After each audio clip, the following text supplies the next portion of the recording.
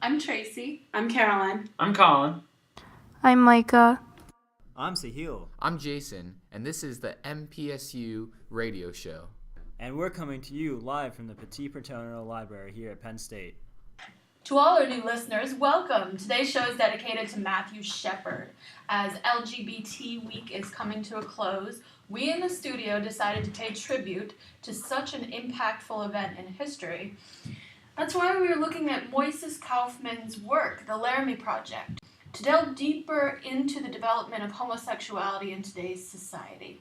So, Tracy, please talk to us about this estranged author named Moises Kaufman. Who is he, really? Well, Moises Kaufman is a playwright, director, and founder of the Tectonic Theater Project. He was born in 1963, raised in Venezuela, and moved to New York in 1967. So I'm curious, what kind of pieces did he write? Well, besides the Laramie Project, he's the author of The Three Childs of Oscar Wilde and 33 Variations, and describes himself as an author by saying, "I'm Venezuelan, I'm Jewish, I'm gay, I live in New York. I am the sum of all my cultures.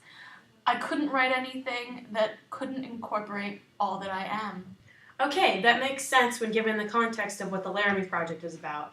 The alleged murder of Matthew Shepard of being gay by Aaron McKinney and Russell Henderson, the two guys who also lived in the town of Laramie back in 1998. Oh, I'm so old. I remember this happening.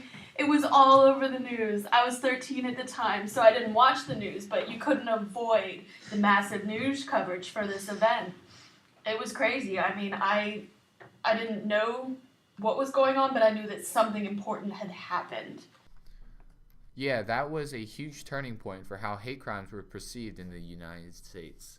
Before Matthew Shepard, you heard a lot about hate the sin, love the sinner. But after this event, a lot of people began to question the repercussions of such a statement. In fact, there's a line that Moises incorporated into the play from one of the pastors. It says, "I think right now our most important teachers must be Russell Henderson and Aaron McKinney.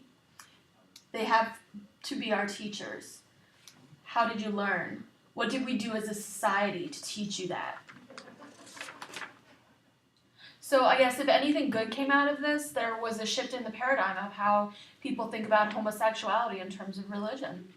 Oh, did you hear about Westboro Baptist Church? Does that relate at all? Actually, it does. They picketed his funeral. They stood outside with signs saying, "God hates fags," excuse the language. It's disgusting, a disgusting use of language that really shocked the religious community and the world overall. A lot of people thought that this was really wrong, and when the play was written about Matthew Shepard, it examined a lot of what was right and wrong. Obviously, because Kaufman is gay, he left a lot of subtle cues in his work that there's definitely a moral to this story. So, how did he accomplish this? Well, he included a multitude of viewpoints from the townspeople of Laramie, and this gave the play a more honest feel to it. And overall, you could draw the conclusion from the interviews that Matthew Shepard's death wasn't justified. Right. He used the whole concept of interviews to his advantage by getting a lot of different ideas and opinions to identify with all different types of readers. However, it is not too scattered and it ties all together in the end. You can relate to the characters and the message really means something. So what was his writing style like? His writing is really descriptive. In one particular example, he goes in depth about the crime scene and Matthew's death and how shallow his breaths were. And it even went so far to talk about the amount of blood on his face, except for the spot on his cheeks where his tears were streaming down. And it's extremely powerful. Is it always this detailed? It is when it needs to be, but it also uses a lot of relatable dialogue, especially during interview scenes, to help the reader connect to the book. Yeah, the play utilizes the interviews in order to recount the story. It is composed of personal accounts and journal entries that focus on the different perspectives of the citizens of Laramie. And how does this work into the play? Because this is not normal for a novel. It's kind of off the wall. Alright, so the narrator introduces us to the speaker, which provides us with the point of view of the character speaking. So basically, it is broken down into moments. Actually, Moises Kaufman called this technique moment work. Well, like some of the members have already said, the interviews provide location and setting, and we get a feeling for the atmosphere. So how does this drive the plot? Well, there is not really a definitive plot. It is simply retelling a story. We learn about the city and the people of Laramie. Ultimately, it emphasizes the atmosphere. It gives us a sense of location and stresses the importance of community. In terms of characterization, we do not follow one single character throughout the play, but instead we follow the community as a whole.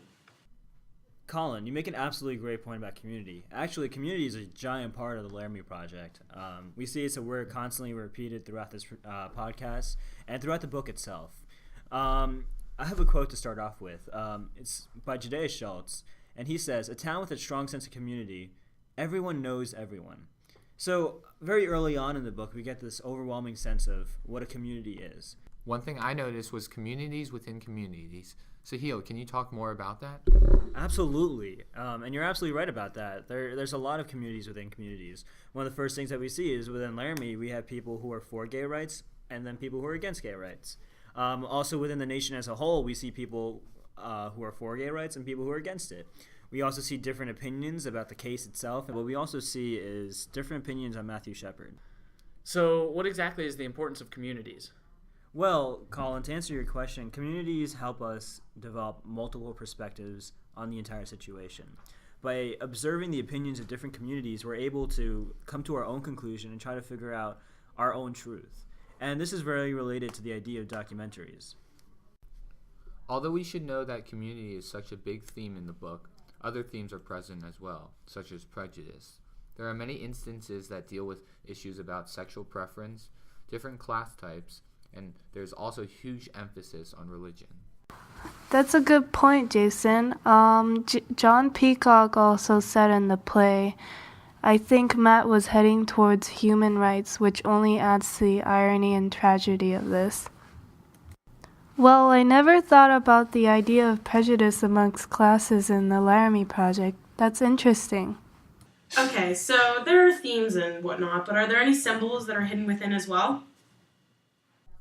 Absolutely. Matthew Shepard's death was a symbol in itself. His death represented intolerance. It helped the reader understand how monumental his death was by seeing everyone's reaction to this incident. It also helped us value the issue on hate crimes and gay rights even more, and also set the play in action for the audience. But I also forgot, there's one particular symbol I found really interesting. The angel wings. When Reverend Phelps protests Matthew's funeral, there's a very inspiring scene where many townspeople come together and wear angel wings to silence the Reverend. Wow, that's just so beautiful, Jason. You're absolutely correct. How does the narrator portray this sense of time and space? There's a strong use of time throughout the novel. The play progresses by reading the interviews and journal entries between. Well, the tone of the play comes off as extremely mellow, and it sets up what kind of place Laramie is. The tone also gives you a sense of what Laramie was like as a community.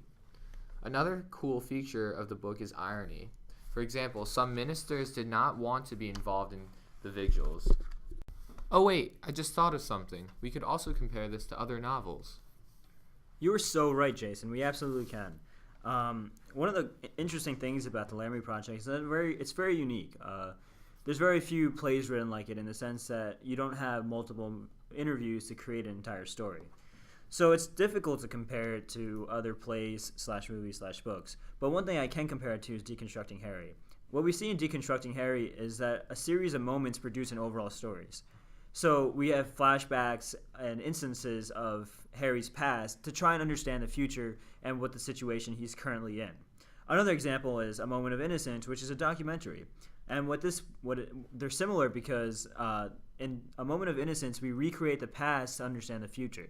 And that's exactly what the Laramie Project is doing. It's going in the past and it's getting these direct interviews from people to recreate some kind of truth that we all can see in the future. With that being said, this concludes our group podcast on the Laramie Project. We hope you enjoyed our tantalizing discussion on Moises Kaufman's famous play. From Colin and all the other wonderful members, this is MPSU signing off.